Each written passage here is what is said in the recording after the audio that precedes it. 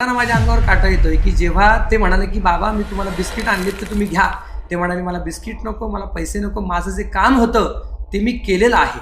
त्या मुलीच्या डोक्यावरून हात फिरवला, नाहीसे झाले आणि नंतर यांच्या डोळ्यात घळाघळा पाणी यायला सुरुवात झालं.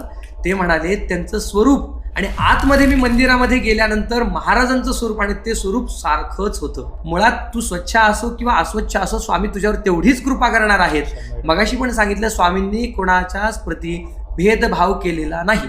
गरीब असो, श्रीमंत असो, स्वच्छ असो, अस्वच्छ असो, तू आंघोळ केली की नाही केली हे स्वामी पाहणारच नाहीयेत. मुळात तुझ्या मनातला भाव काय सांगतोय ते स्वामी पाहतात. की जर तुम्ही स्वामींची जप साधना करताय किंवा शंकर महाराजांची करताय तर शंकर महाराजांची करताय स्वामींपर्यंत पोहोचते का? किंवा स्वामींची जर जप साधना आपण केली तर दत्त महाराज शंकर महाराजांपर्यंत ती पोहोचते का?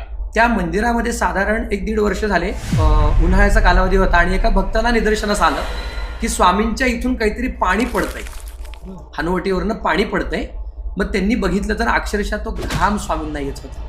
परंतु ती जी मूर्ती आहे ती एवढी सुरेख आहे आणि अक्षरशः स्वामींचे जे डोळे आहेत त्या डोळ्यांमध्ये आपण 1 मिनिट सुद्धा पूर्णपणे बघू शकत नाही.